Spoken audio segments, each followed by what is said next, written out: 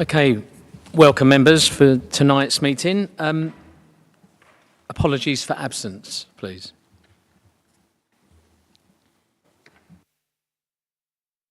We had an apology from Councillor Brake, and Councillor Barrett was going to sub, but has obviously not been able to get here this evening. Okay, brilliant. Can people hear me on this mic? I'm not sure if... Yep, you can. Yeah. Can I sign the record of the meeting held on the 25th of June 2024 as correct? Is that agreed? Agreed, thank you. There are no urgent... That's better. There are no urgent matters. Are there any declarations of disclosable pecuniary interest or other significant interest this evening from members? None? No. Okay, over to Emily for item 5, Statement of Gambling Policy 25 to 28, please. Thank you, Emily. Thank you very much, Chair. Good evening, councillors. Firstly, I'd like to verbally amend a slight error within our report. So at paragraph 4.1, it's missing a full stop and a capital T. So any departure from the policy will be based on material evidence and will be documented giving clear and compelling reasons for such departure, full stop, and we miss the T. The Gambling Commission publish a guidance to licensing authorities document as prescribed by the Gambling Act 2005. So apologies for that. So back on the 25th of June, you agreed for the draft Gambling Act policy to be consulted upon. This consultation took place between the 26th of June and the 23rd of July in the manner agreed by this committee. During this time, only one response was received from GamCare. They are a group that support anyone suffering with gambling addiction or harmed by gambling in other ways. The detail of their response and our comments in response to theirs can be found in Appendix A. It's our intention not to make any changes to the policy following this consultation response. I am asking you to approve the draft policy to go to Business Support and Digital Overview and Scrutiny, and then Cabinet and then Council, ready for publication on the 3rd of January 2025, in order to come into force on the 31st of January 2025. Thank you. Thank you, Emily. Any questions from members? Okay, I've just got one quick question about the public health element, and I've seen it was commented on during, because that was from GamCare, was about public health, and do we speak to public health about the issues regarding a public health approach to gambling outside the licensing objectives? And then I see, Emily, you have put it in there about you will be speaking to public health, but I don't see that as a recommendation. Are you okay us putting that forward? Yes, so in the future we are more than happy to consult directly with them, but we've not had the time to do that with the current draft, and we need to get it through the process. But yeah, we will add it to the consultation. No problem. I think I'm keen on. I know that we need to get this through, so we're not asking for it to go to consultation. It might be a discussion that we could have in the future about how they could look at how we work together, because I know it doesn't impact on our licensing objectives because they're separate, but it does seem good if we do a bit of work with them to see where, because they're doing a lot of stuff on gambling and the impact on families, and it's just maybe it's not about just adding them into that. It might be a conversation we can plan in the future. I won't put it in the recommendation, but if we can do something, it would be really good with public health.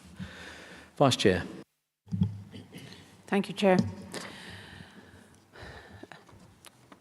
I move that the committee notes the response received during the consultation and advise on any amendments to the draft policy we haven't had, and that the committee recommends approval of the draft policy to Business Support and Digital Overview and Scrutiny Committee, Cabinet and Council. Is that seconded? Seconded. Seconded. Okay. Agreed? Agreed. Thank you. Thank you, members. Thank you, Vice Chair. Okay. We're going over to item 6, Pavement Licensing Policy. Mandy Francis.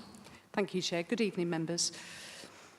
In June 2020, the government announced relaxations to planning and licensing laws to help the hospitality industry recover from the COVID-19 lockdown. Previously, any businesses wishing to put tables and chairs on the highway would have to apply for a licence under the Highways Act, and this was a highways remit. Amongst other provisions, the Business and Planning Act introduced a new pavement licensing regime to support businesses selling food and drink only in order to support economic recovery and growth as lockdown restrictions were lifted, but social distancing guidelines remained in place. This regime did not supersede the Highways Act regime. It was implemented as a fast-track process for food and drink businesses in light of the reopening of the premises following the disruption caused by COVID-19. It was initially due to expire on the 30th of September 22, but it was later extended until 2023 and then again until the 21st of September 2024. The licensing team were responsible for administering this scheme and ensuring compliance with licensing conditions. However, Highways remained responsible for dealing those with placing tables and chairs on the highway without a licence, so we had no enforcement powers for businesses that did not apply for a licence. Medway decided to suspend the temporary pavement licensing regime as Highways did not have a regime in place, so they also didn't have any enforcement powers at that time. With effect from 31st of March 2024, the Levelling Up and Regeneration Act made permanent the pavement licensing regime under the Business and Planning Act 2020, with a number of new provisions and transitional arrangements detailed in para 4.5 of the report. And this includes enforcement powers to deal with food and drink businesses placing furniture on the highway without first obtaining a licence. Therefore, we're now in a position to implement the pavement licensing regime in Medway. The purpose of this report is for Licensing and Safety Committee to consider the draft pavement licensing policy and the proposed fees and make recommendations to full council for approval. Members' attention is drawn to the two national conditions, and those are detailed at 3.6 on page 52 of the main body of the report. And these conditions will apply to all licences. These are a no obstruction condition and a smoke-free seating condition. The Act also allows local authorities to set local conditions. Where a local condition covers the same matter as a national condition, then the locally set condition takes precedent.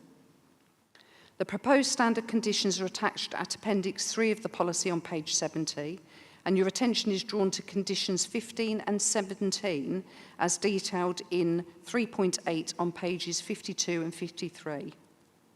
These conditions ensure compliance with the national condition in relation to no obstruction. The recommendations for consideration are outlined in section 1 on page 49. Thank you, members. Thank you, Mandy. Members? Councillor Peake. Thank you, Chair. I'm always conscious that maybe I've missed it, and I'm just looking again and I still can't see. The types of furniture that's going to be allowed, is it deliberately the case this is always going to be furniture that can be removed if need be? It's not permanent. We're not looking for permanent fixtures, are we? Yes, I think if you look at the conditions, there is a one of the conditions states that the furniture must be removed at the close of the pavement licence hours, so they won't remain on the highway as a permanent. And sorry, it was benches, so I'm just thinking reality check, people have been bothered to do that. In terms of the benches, that would fall outside of our remit, unless it's a bench with a table where people can sit and consume and eat their food, consume alcohol and drink. Where I'm coming from is exactly the same type of policy, for like back in the day when I was a councillor before, people having street cafes, which is, I think, is a great idea, by the way. I'm not knocking it, but they sort of slowly increase in size. They then become an obstruction for people, like in a wheelchair or even with a stick. And, you know, they disband, and there doesn't seem to be any apparent concern by the owners or the people using this either, especially somebody pushing a pram or whatever. That's my concern. So I'm just wondering how well this can be policed, because obviously you can't be everywhere all the time. I totally take on board what you're saying. So as part of the application process, a site visit will be conducted by my team to establish exactly where they're going to be putting the furniture, the distance, making sure that the unobstructed unobstructed highway measurements are complied with. Follow-up visit will also be conducted, and then if we get any complaints come through, visits will also be undertaken, because we now have the enforcement powers to be able to deal with these types of things. Sorry for hogging, Chair. Are these unannounced visits? The initial visit will be as a joint visit with the proposed pavement licence holder, because we will need them to be there to be able to discuss their application, etc. So that will be prior to approval, and then any subsequent visits would be unannounced. Thank you, Councillor Peake. Councillor Filmer. Yeah, thank you very much. First of all, I really think this is a nice thing to do. You know, a bit of pavement cafe culture is a good thing. But I think you've answered most of what I was going to mention regarding each individual case is sort of separate, if you like, because of the restrictions with the footpath, and there mustn't be restrictions for, like you say, wheelchairs, people walking, whether there's room to put barriers up. So if we're dealing with it on a case by case, that's good. If we're doing just a blanket thing where everyone could put in, I wouldn't be so keen. But if we're dealing with it like that, quite happy to support. Okay, thanks, Councillor Filmer. Any other questions? Okay. Mandy, can we just have some clarification on the recommendation? Is that okay? Because the recommendation is asking this committee, looking at the minimum unobstructed footway width option set out in Section 6 of this report, and advises officers that its preferred option for inclusion in the final report to be presented to full council for approval is, and then it's in Section 610 of the report. Is there anything that what part are you recommending out of 610 on page 55? I think that's the bit of the confusion our end at the minute. So I know we're probably going to adopt the distances recommended within the inclusive mobility guidance. That's the tick. Yeah, the inclusive mobility guidance, I think, is a 1.5 minimum.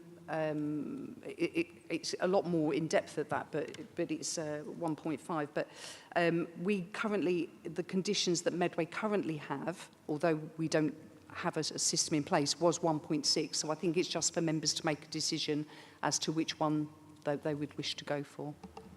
So out of the items in 6.10, we're picking one of them that we would want to go for? Yep. Yeah. Yeah, okay. Members, is there any comments from you with regards to keeping it 1.6 or the distance? Councillor Filmer?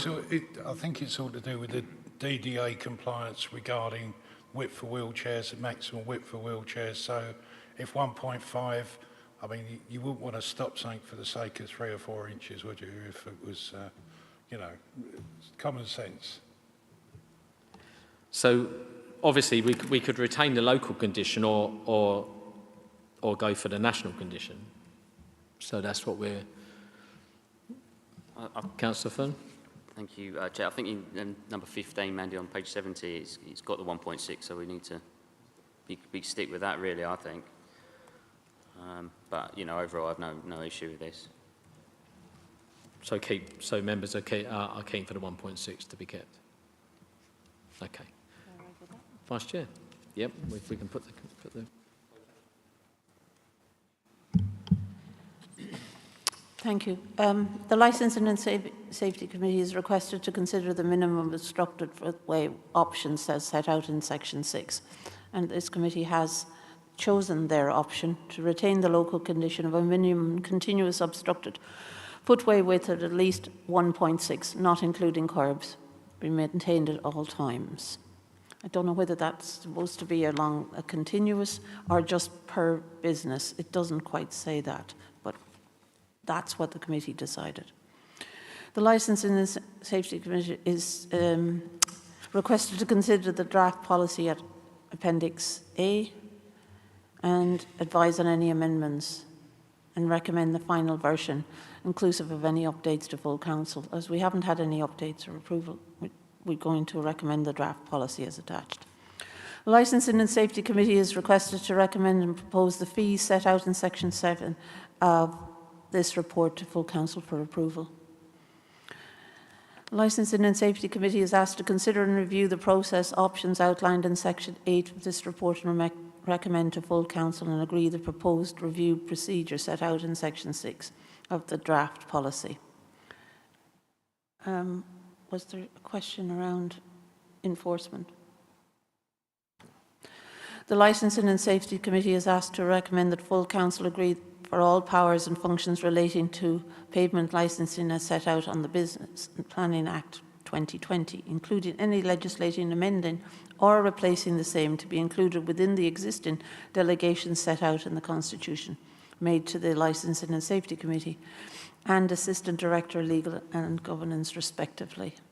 Is that seconded? Thank you, Vice Chair. Lots of recommendations there. Is that seconded by members? Agreed by members? Okay, thank you very much. I think that brings us to the end of this meeting. Thank you very much. Good evening, members. Thank you.